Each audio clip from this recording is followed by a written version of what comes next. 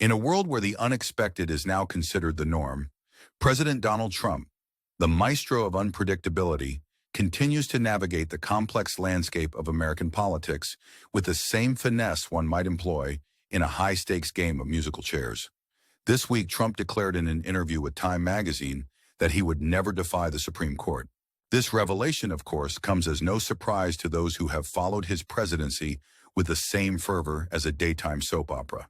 The president, nearing his first 100 days in office, a period often scrutinized with the intensity of a reality TV season finale, took the opportunity during the interview to express his unwavering respect for the judiciary, a sentiment that, while seemingly benign, serves as a delightful juxtaposition to the ongoing courtroom theatrics across the nation, where Trump's legal team engages in what can only be described as a judicial tango with federal judges.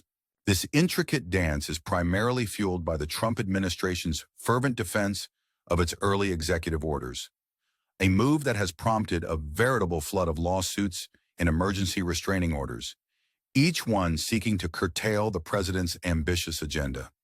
Ah, the beauty of democracy in action, where everyone gets a turn to play the protagonist. One of the more gripping episodes in this saga revolves around Trump's use of the Alien Enemies Act, a wartime relic from 1798, to deport certain migrants to El Salvador. The latest plot twist involves Kilmar Abrego Garcia, an alleged MS-13 member who was whisked away to El Salvador in what the administration has labeled an administrative error.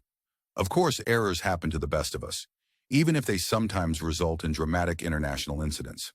Despite a unanimous ruling from the Supreme Court instructing the administration to return Abrego Garcia to the U.S., Trump officials have been less than enthusiastic in their compliance, to put it mildly. The situation has escalated to the point where a federal judge in Maryland has accused the administration of a willful and bad faith refusal to comply with court orders. One can only imagine the heated discussions taking place behind closed doors as Trump's lawyers, like skilled chess players, strategize their next move. In response to inquiries about his apparent defiance of the Supreme Court, Trump, with his characteristic candor, stated that he had entrusted the matter to his legal team, led by U.S. Attorney General Pam Bondi. He assured Times correspondent Eric Cortellessa that his lawyers interpret the court's order differently, adding a touch of ambiguity to an already convoluted narrative. What a masterstroke of delegation. Trump also revealed that he had not asked El Salvador's President Nayib Bukele to return Abrego Garcia, a decision that Bondi described as being up to El Salvador. This nonchalant passing of the buck adds yet another layer of intrigue to the unfolding drama, prompting U.S. District Judge Paula Shinnis to expedite the discovery process to determine if the U.S. is indeed making good faith efforts to facilitate Abrego Garcia's return. The plot thickens. Pressed by Time magazine on his reluctance to intervene directly, Trump, in his inimitable style, replied, "Nobody asked me to ask him that question, except you." It's a classic Trumpism, where the president not only avoids taking direct action, but also manages to inject a dose of humor into the proceedings. After all, why should he meddle in legal affairs when he's busy making America great again?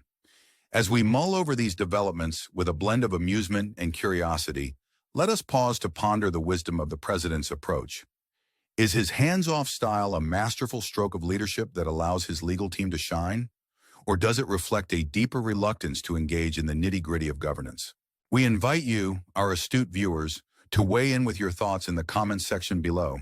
And while you're at it, don't forget to subscribe to our channel for more satirical takes on the latest news. Whether you agree or disagree with our perspective, your engagement fuels our passion for delivering content that both entertains and informs. Like, comment, and share your thoughts.